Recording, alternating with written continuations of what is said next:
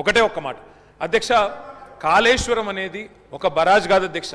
కాళేశ్వరం అంటే 3 బరాజులు, 15 రిజర్వాయర్లు, 21 pump హౌజులు, 19 sub స్టేషన్లు, 203 కిలోమీటర్ల టన్నల్స్, 1531 కిలోమీటర్ల గ్రావిటీ కాలువలు, 141 టీఎంసీల స్టోరేజ్ కెపాసిటీ, అదేవిధంగా 240 టీఎంసీల యూటిలైజేషన్.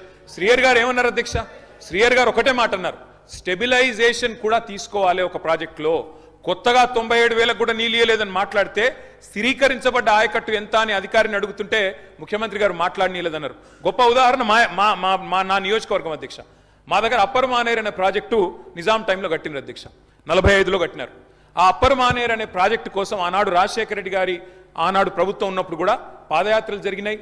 దాన్ని ఎప్పటికప్పుడు స్థిరీకరించాలని నింపాలనే ప్రయత్నాలు జరిగినాయి. కానీ ఎప్పుడు నింపబడ్డది అధ్యక్ష? మొత్తానికి మల్లన్న సాగర్ కట్టిన తర్వాత మల్లన్న సాగర్ నుంచి వచ్చే కాలువ ద్వారా ఎప్పుడైతే కూడవెల్లిలోకి నీళ్ళు వచ్చినాయో, కూడవెల్లి వాగులోకి ఈరోజు ఏప్రిల్లో ఎర్రటి ఎండల్లో కూడా మా మిడ్ మానేరు మా అప్పర్ మానేరు ఎండుతున్న మాట వాస్తవమా కాదా?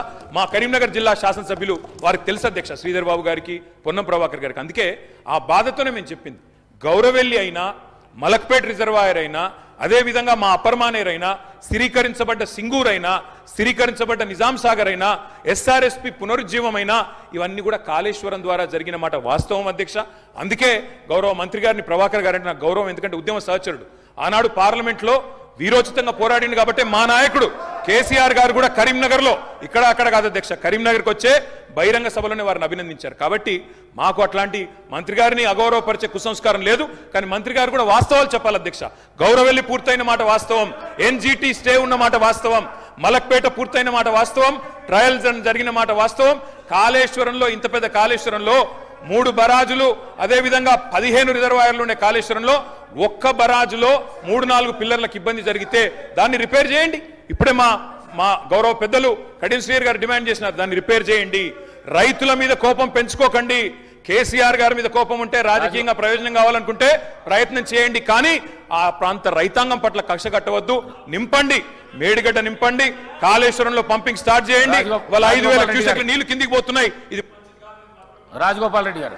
అధ్యక్ష, ఇప్పుడు నేను ఏమంటున్నా, అంత గొప్ప మనసున్న మనిషి కదా కేటీఆర్ గారు, అంత గొప్ప మనసున్న మనిషి. రాజగోపాల్ రెడ్డి గారు ఒక్క నిమిషం గౌరవ ముఖ్యమంత్రి గారు.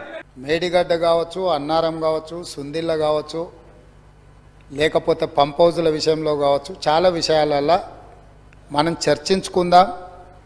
చూసి వచ్చి ఈ సభలో వాస్తవాల ప్రాతిపదికన చర్చ జరపాలి అని తమరి అనుమతితోటి మనం నిర్ణయం తీసుకున్నాం. వాస్తవంగా ఈ రైతుల పట్ల, తెలంగాణ సమాజం పట్ల గౌరవం ఉంటే ప్రధాన ప్రతిపక్ష పార్టీ ప్రభుత్వ ఆహ్వానాన్ని దృష్టిలో పెట్టుకొని అందరం కలిసి అక్కడికి వెళ్ళి ఆ ప్రాజెక్టులను పరిశీలించి అక్కడ జరిగిన నష్టాన్ని, రైతులకు వచ్చిన కష్టాన్ని అర్థం చేసుకొని ఆ సమస్యకు ఒక పరిష్కారం చూపించే అవకాశం ఉండే. రాకపోను కొత్తగా వచ్చిన ప్రభుత్వమే ఏదో తప్పు చేసినట్టు, ఈ తప్పుకు కొత్తగా వచ్చిన వాళ్ళే బాధ్యత అయినట్టు, అదేవిధంగా పదే పదే భాష గురించి, మాటల గురించి మీరు ఇట్లా అంటున్నారు, మీరు అట్లా అంటున్నారు, మమ్మల్ని గౌరవిస్తలేరు అని ఏదైతే చర్చ జరుగుతుందో, మాజీ ముఖ్యమంత్రి గారు నిన్న నల్గొండ జిల్లాలో వాడిన భాష మీద చర్చ చేద్దామా అధ్యక్ష? ఏం బీకనిక పోయినరని అడుగుతాడా అధ్యక్ష? మాజీ ముఖ్యమంత్రిగా 10 ఏళ్ళు పనిచేసి, కేంద్ర మంత్రిగా పనిచేసి, రాష్ట్ర మంత్రిగా పనిచేసి, శాసనసభ్యుడిగా పనిచేసి, పార్లమెంటుగా పనిచేసి, గొప్పలు చెప్పుకొని జబ్బలు జరుచుకునే ఉద్యమకారుని అనేట ఆయన ప్రధాన ప్రతిపక్ష పార్టీ హోదాలో ఉండి ఒక రాష్ట్ర ముఖ్యమంత్రిని పట్టుకొని ఏం బీకనిక పోయినావు అని అడిగితే, రా ఇప్పటికే ప్రజల్ని ప్యాంట్ ఊడబిక్కురు, ఉన్న అంగి చొక్కా కూడా ఊడబిక్తాం. ఇప్పటికే తెలంగాణ ప్రజలు మొన్న జరిగిన ఎన్నికలలో మీ పాయింట్ ఊడబిక్కిరు.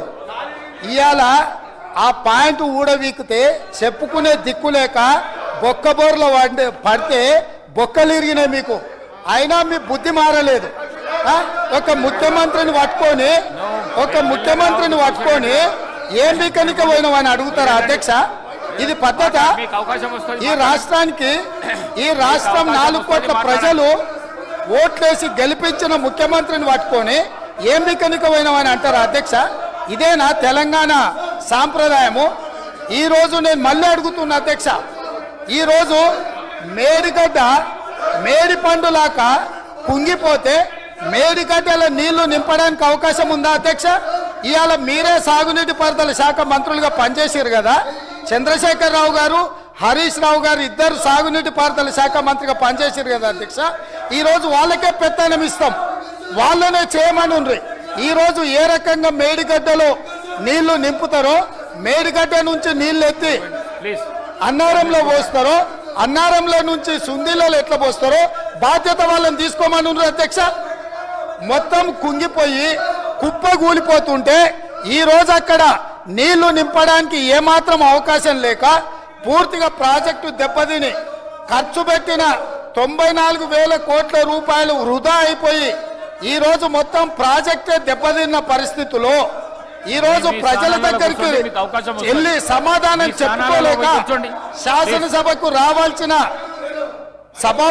ఉపనాయకుడు ఇక్కడ సభలోకి రాకుండా పారిపోయి ఈ రోజు చర్చ చేద్దామంటే రాకుండా ముఖ్యమంత్రి గారిని పట్టుకొని ఇట్లా మాట్లాడొచ్చా అధ్యక్ష?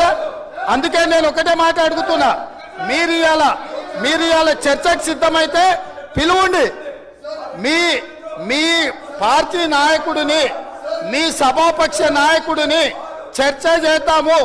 రేపు సాయంత్రం వరకైనా కాళేశ్వరం ప్రాజెక్టు మీద, గోదావరి జలాల మీద ఈ ప్రభుత్వం చర్చ చేయడానికి సిద్ధంగా ఉంది. పారిపోయి ఫామ్ హౌస్లో వండుకొని ప్రతిపక్షాలుగా బాధ్యత నుంచి తప్పించుకొని మీ అవినీతి బయటపడుతుందని, కాళేశ్వరంలో మీ దోపిడీలో జైలుకి వెళ్లాల్సి వస్తుందని కేసీఆర్ ను చంపుతారా అంటారు.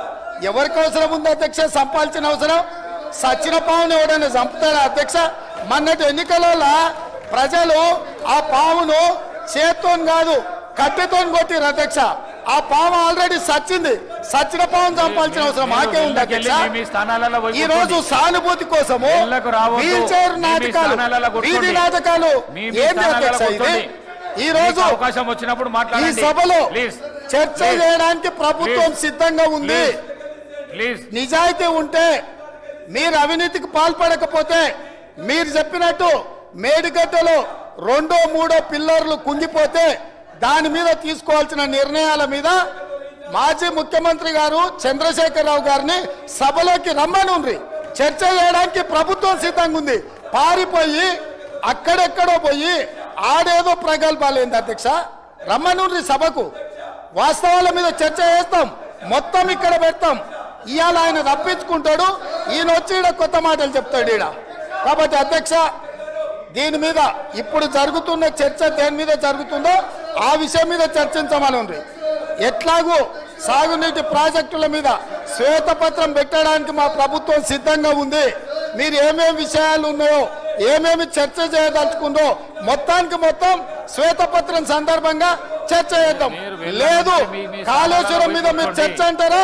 దానికోసం ప్రత్యేకంగా తమ సమయం కేటాయించండి. కాళేశ్వరం మీద చర్చ చేయడానికి మేము సిద్ధంగా ఉన్నాం అధ్యక్ష.